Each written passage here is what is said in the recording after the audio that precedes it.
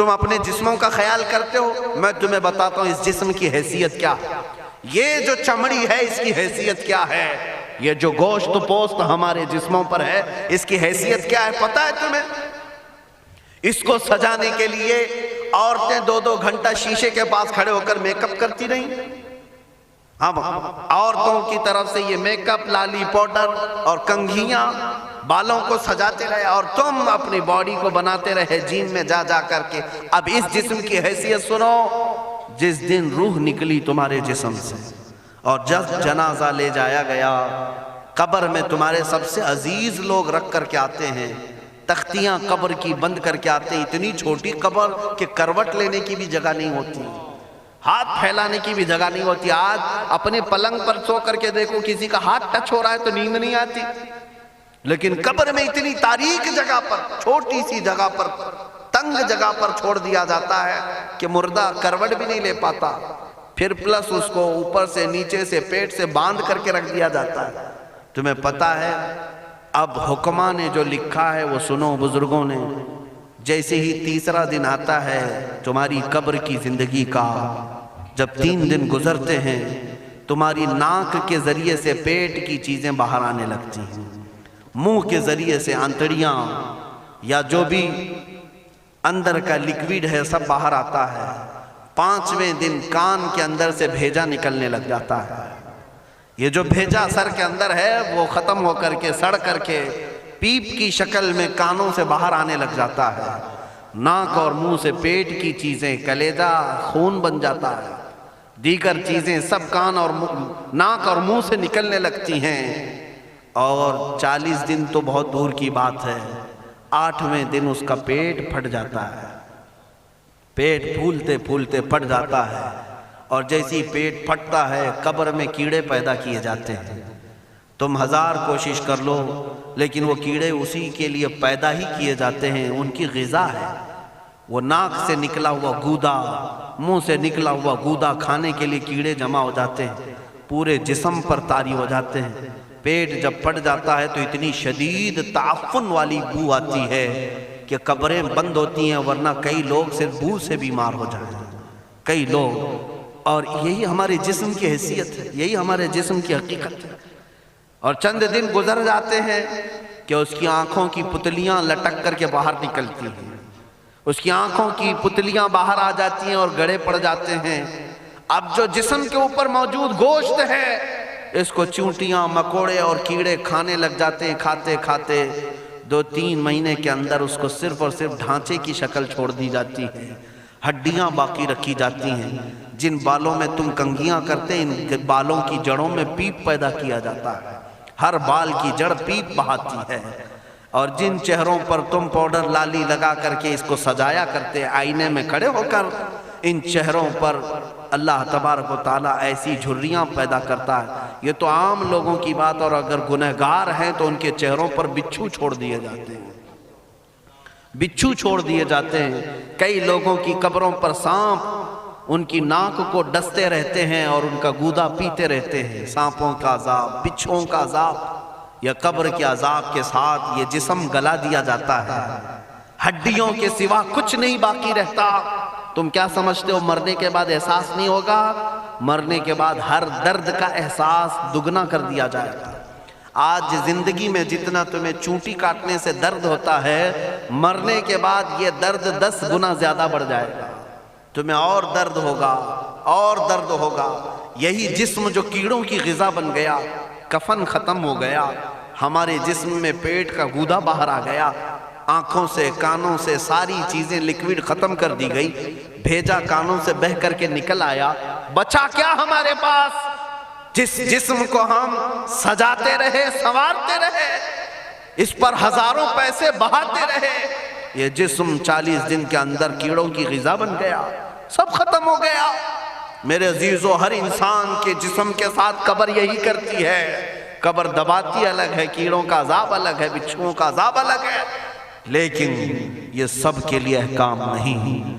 کچھ وہ بھی جنازے ہیں جب یہاں سے جاتے ہیں تو ہزاروں کی آنکھوں میں آنسو چھوڑ کر جاتے ہیں، ہزاروں کی دلوں کی دھڑکن بن کر کے جاتے ہیں، ان کے جنازے جب جاتے ہیں تو اللہ کے ملائکہ بھی فرشتے بھی ان کے جنازے کو اٹھانے کے لیے زمین پر آتے ہیں۔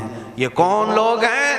جو اپنے سینوں میں عشق مصطفیٰ کی شمع روشن کیے ہوئے تھے، جینا چاہتے تو مصطفیٰ کے لیے، مرنا چاہتے تو مصطفیٰ کے لیے۔ فاضل بریلوی نے کیا خوب کہا، لحد میں عشق رخ شہ کا داغ لے کے چلے، اندھیری رات سنی تھی چراغ لے کے چلے۔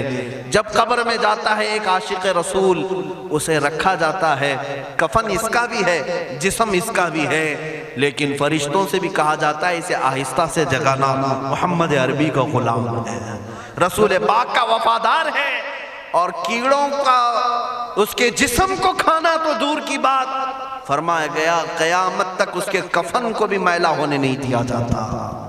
نہ تمہاری آنکھ سے، نہ تمہارے ناک سے، نہ تمہارے چہرے سے کوئی گودا باہر آتا ہے، کچھ نہیں میرے عزیزو، جسم تر و تازہ سلامت رکھا جاتا ہے۔ 1000 سال کیا 10,000 سال گزر جائیں، حوادث زمانہ بھی آئیں، لیکن اس کی قبر میں اس کا جسم سلامت رکھا جاتا ہے۔ اب تمہارے ہاتھ میں فیصلہ ہے، کون سا جسم بنانا چاہتے ہو، وہ جو کیڑوں کی غذا بن جائے، یا وہ جس پر فرشتے بھی اتر کر سلام بھیجیں۔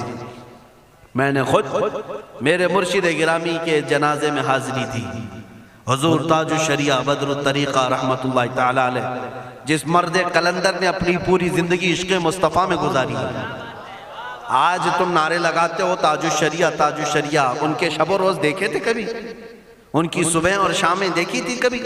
بہت پیر ہوں گے جو باہر پیر ہوں گے، اندر پیر ہوں گے، لیکن تاج الشریعہ کو میں نے اندر بھی دیکھا ہے، باہر بھی دیکھا ہے۔ آنکھیں بند بھی ہوتی، آنکھوں سے اگر کوئی چیز نظر بھی نہیں آ رہی ہوتی، تب بھی اتنا خیال ہوتا کہ کہیں سطر تو نہ کھل گیا ہو، کہیں پائجامہ اوپر تو نہیں ہو گیا ہو۔ سونے کے حالت کی بات کر رہا ہوں، کوئی نہ ہو تب بھی یہ خیال باقی رہتا۔ کون سا ایسا دن گزرتا جب وہ دلائل الخیرات نہیں پڑھ رہے ہوتے، قصیدہ بردہ شریف نہ پڑھ رہے ہوتے، ہزاروں سفر کی مصروفیات کے باوجود حضور پاک کی محبت کے نغمات میں کوئی کمی نہیں آئی۔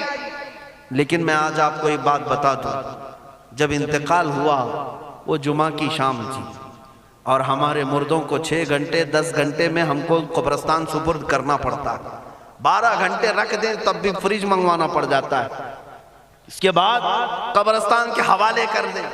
میرے مرشد گرامی کے انتقال کے بعد 48 گھنٹے رکھے گئے تھے، 48 گھنٹے رکھے گئے، اور اس کے بعد جنازہ پاک کو غسل دے کر لایا گیا۔ یہ فقیر قادری جنازے کی گاڑی میں شریک رہا، حضرت کے قدم پکڑ کر کے میں قبر تک رہا۔ میں آپ کو صرف اس لیے یہ بات عرض کر رہا ہوں کہ جب گاڑی جنازے کی چلتی تھی، میں نے زندگی میں بھی حضرت کے ہاتھ پکڑ کر کے ادھر ادھر چلائے۔ حضرت کے ساتھ جب جانا ہوتا تو بازوؤں کو ہم تھامے ہوتے، ہم کیا چلاتے، ہمیں وہ خود چلا رہے ہوتے، لیکن یہ ہم برکت کے لیے پکڑے ہوتے۔ جو نرم و ملائم جسم تھا، میں نے وفات کے بعد جنازے میں کھڑا ہو کر کے دیکھا، قدموں to پکڑ کر، نہ نرمی میں کمی آئی، نہ ملائم ہونے میں کوئی کمی تھی۔ اور جب گاڑی آگے چلتی تھی،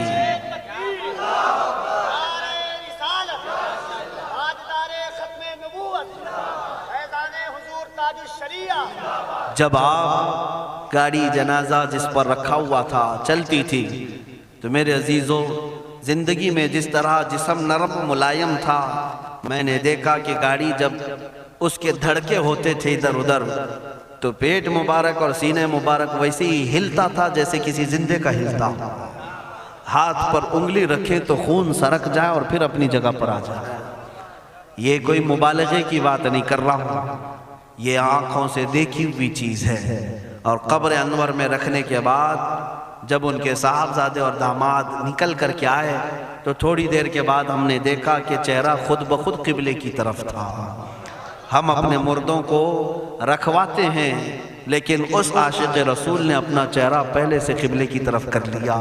یہ کرامات کہیں یا زندگی کی حقیقت کہیں، حقیقی بات تو یہ ہے جو مصطفیٰ کی یاد میں جاتا ہے۔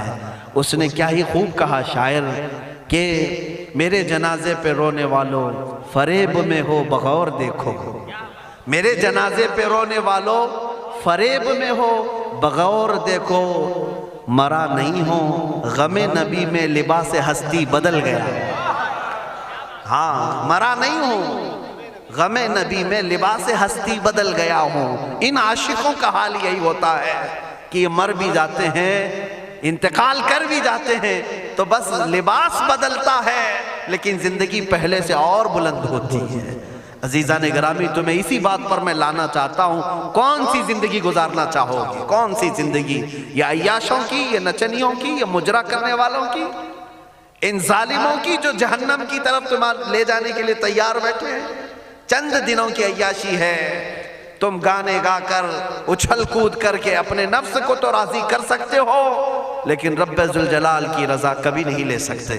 آج تم دنیا میں فلموں کی زندگی جی کر کے تھوڑی دیر کی خوشی تو حاصل کر سکتے ہو، لیکن قبر کی راحت کبھی نہیں لا سکتے، قبر کا سکون کبھی نہیں لا سکتے۔ قبر میں اگر سکون چاہیے تو صرف ہمارے سینوں کو ادھر حوالے کرنا ہوگا، مصطفیٰ کریم کے حوالے کرو۔ اب اپنی زندگی کو بدلنے کا وقت آ گیا۔ اے میرے عزیزو، ناموس رسالت کی حفاظت یہی ہے کہ حضور کے اخلاق کی پہلے حفاظت کی جائے، حضور کی سنتوں کی حفاظت کی جائے، حضور پاک کے نام پاک کی حفاظت کی جائے، ان کی تعلیمات، ان کے احادیث کی حفاظت کی جائے۔ جس طرح صحابہ کرام نے اپنی جانیں قربان کر کے حضور کی عزت کی حفاظت کی ہے، آج وقت آیا ہے ان ظالموں کی طرف نہ دیکھنا۔ یہ بھونک بھونک کر کے تمہیں جگا رہے ہیں، بیدار کر رہے ہیں۔ میں جواب دیتا رہوں گا انشاءاللہ، لیکن ساتھ میں ان حادثات کو اپنے لیے ایک الگ انداز سے دیکھتا ہوں۔ اگر کوئی کتا کسی مندر کے گوفے میں بیٹھ کر بھونکتا ہے اور میرے نبی پاک کی عظمت پر حملے کرتا ہے تو درد تو ہوتا ہے، لیکن ساتھ میں عقیدہ بھی تو ہمارا یہ ہے، رہے گا یوں ہی ان کا چرچا رہے گا، رہے گا یوں ہی ان کا چرچا رہے گا، پڑے خاک ہو جائیں جل جانے والے۔ یا رسول اللہ، تو گھٹائے سے کسی کے نہ گھٹا ہے نہ گھٹے گا، جب بڑھائے تجھے اللہ تعالیٰ تیرا، مٹ گئے مٹتے ہیں مٹ جائیں گے آدھا تیرے، نہ مٹا ہے نہ مٹے گا کبھی چرچا تیرا۔ یہ کتے کتاب لکھ کر کے کہتے ہیں محمد عربی کا چرتر، ان کے اخلاق، ان کے کردار برے تھے، اور ایسی کوئی چیز نہیں ہے اسلام میں جس سے امپریس ہو کر اسلام قبول کیا جانا چاہیے۔ محمد صلی اللہ علیہ وسلم کے نام کو اسلام سے ہٹا دینا چاہیے۔ ان ظالموں کو میں جواب دینا چاہتا ہوں، اے مسلمانوں، یہ تمہیں جگانے کے لیے آ رہے ہیں، یہ تمہیں بیدار کرنا چاہ رہے ہیں۔ اب اٹھو اور یہ بتاؤ تم کہاں کہاں سے میرے نبی کو مٹاؤ گے، کہاں کہاں سے؟ ارے ہمارے گھروں میں بچوں کی ولادت بھی ہوتی ہے، کان میں اگر ہم اللہ کا نام لیتے ہیں تو ساتھ میں محمد کا بھی نام ہے۔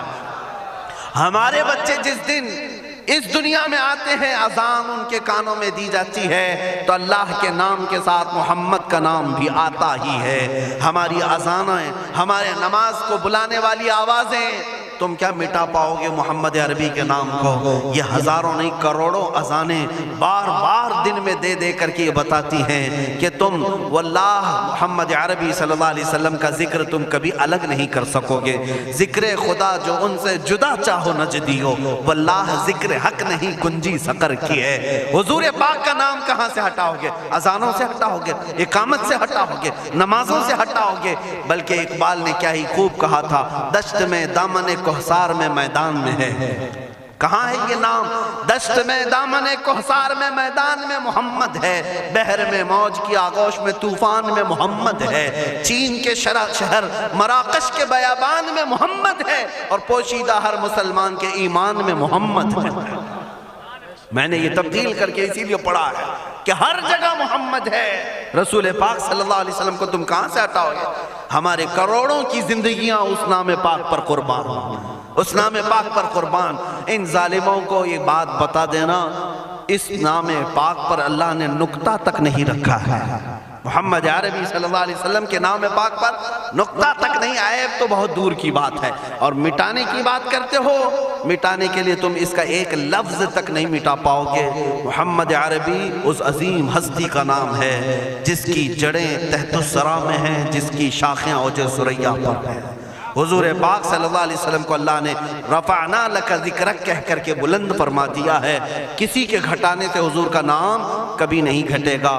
میں عظمت مصطفیٰ کے لیے بارگاہ اعلیٰ حضرت کا سہارا لیتے ہوئے مسلمانوں تم سے یہ بات کہنا چاہوں گا، بتلا دو گستاخ نبی کو غیرت سنی زندہ ہے، ان کے نام پہ مر مٹنے کا جذبہ کل بھی تھا اور آج بھی ہے. تم بھوگتے رہو میرے نبی کی شان پر اور ہم سنی کہتے رہیں گے سب سے اعلیٰ و اولیٰ محمد ہے، سب سے اولیٰ و اعلیٰ محمد ہے، سب سے بالا و والا محمد ہے. دونوں عالم کا دولہا محمد ہے، اپنے مولا کا پیارا محمد ہے. بجھ گئی جس کے آگے سبھی مشعلیں، شمع وہ لے کر آیا محمد ہے. خلق سے اولیاء سے رسول اور رسولوں سے اعلیٰ محمد ہے. ملک کونین میں انبیاء تاجداروں کا آقا محمد ہے. جس کے تلووں کا دھون ہے آب حیات ہے وہ جانے مسیحا محمد ہے. سب چمک والے اجلوں میں چمکا کیے اندھے شیشوں میں چمکا محمد ہے. سارے اونچوں سے اونچا سمجھیے جسے ہے اس اونچے سے اونچا محمد ہے. سارے اچھوں سے اچھا سمجھیے جسے ہے اس اچھے سے اچھا محمد ہے.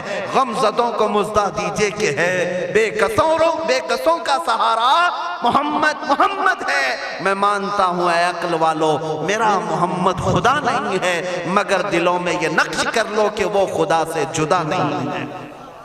کہیں پر تم الگ نہیں کر سکو گے. محمد صلی اللہ تعالیٰ علیہ وسلم کے نام پاک کو اللہ تعالیٰ نے ہر جگہ رقم فرمایا ہے. جنت کے دروازوں پر، عرش و کرسی، لوح و قلم پر، آسمانوں کے ہر دروازے پر محمد عربی کا نام رقم ہے.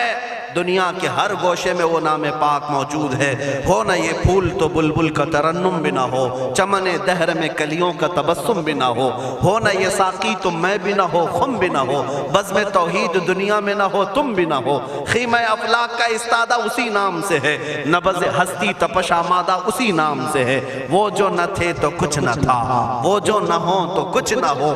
جان ہے وہ جہان کی اور جان ہے تو جہان ہے. بس آخر میں میرا یہی مشورہ سب سے ہے کہ محمد سے وفا تو نے تو ہم تیرے ہیں. یہ جہاں چیز ہے کیا لوح و قلم تیرے ہیں. اٹھو قوت عشق سے ہر پست کو بالا کر دو، دہر میں نام محمد سے اجالا کر دو. مولا کریم اس جلسہ پاک کو اپنی بارگاہ میں قبولیت عام عطا فرمائے.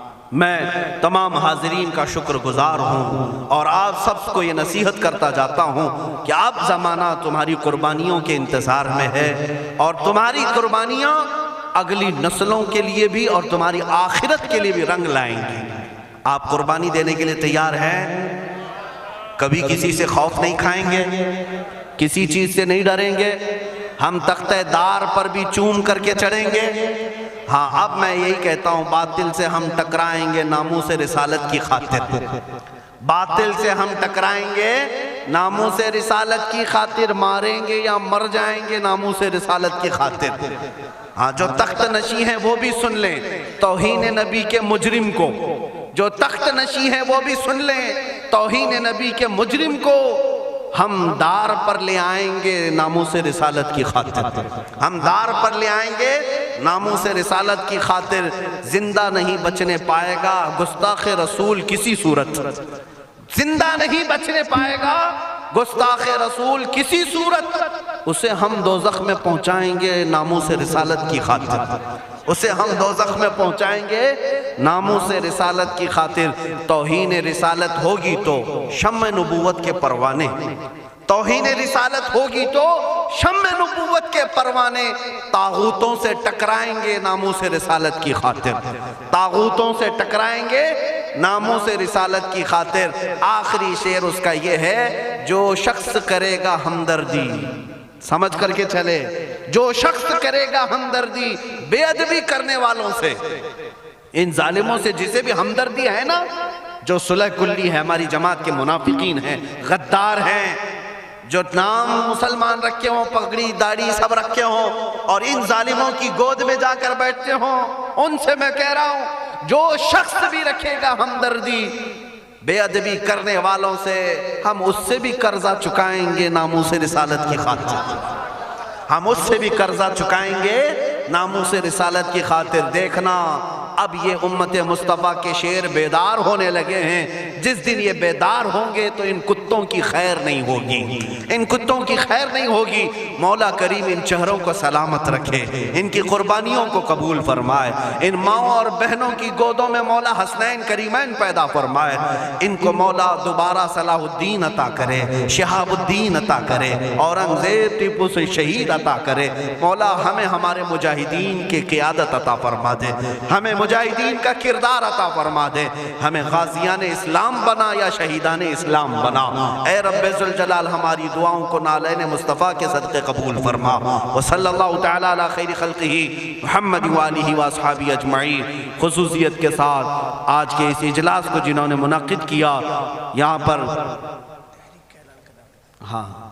حاجی ارشاد صاحب ان کے والد گرامی، اللہ تعالیٰ ان کی مغفرت فرمائے۔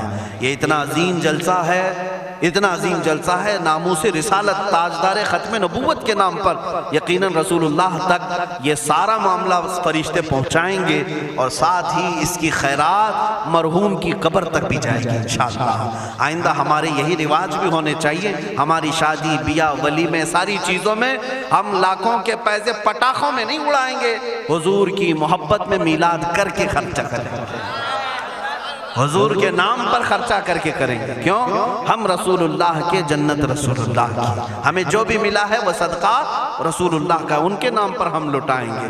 اور یہ اعلان سن کر کے چلیں، انشاءاللہ العزیز آپ تک بھی علماء آئیں گے۔ ہم نے ابھی چند روز قبل، یہ کافی دنوں سے، کئی مہینوں سے ہمارے ذہن میں تھا، وہ میں نے حیدرآباد کی سرزمین سے شروع بھی کیا۔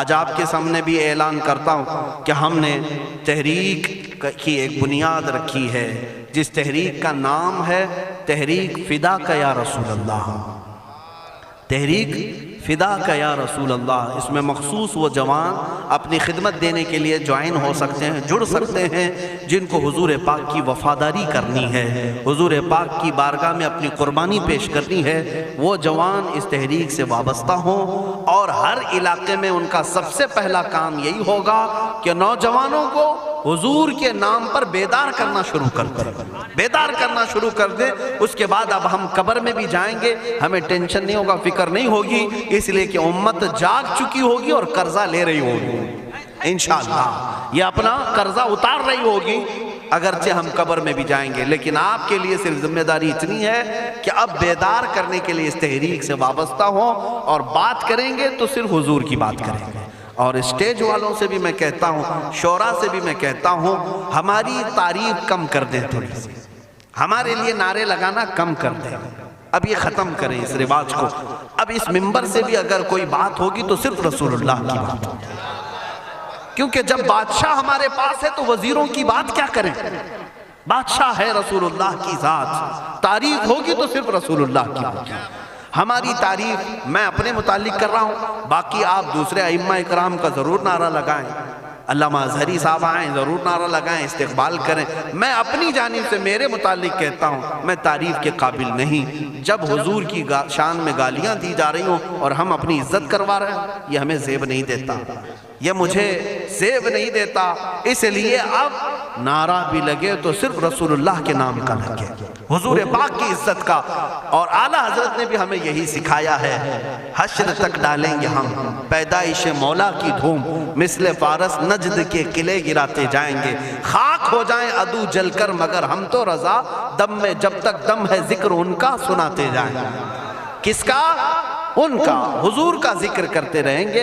اعلیٰ حضرت کا مشن یہی تھا، ان کا مسلک بھی یہی تھا، انہیں جانا انہیں مانا، نہ رکھا غیر سے کام، للہ الحمد میں دنیا سے مسلمان گیا۔ اعلیٰ حضرت کا قلم کبھی دوسروں کی تعریف نہیں کرتا تھا، کرو مدح ہے اہل دول رضا، پڑے اس بلا میں میری بلا، میں گدا ہوں اپنے کریم کا، میرا دین پارہ نہ نہیں۔ یہ اعلیٰ حضرت کا مسلک ہے، اسی پر ہم سب کو قائم ہونا ہے۔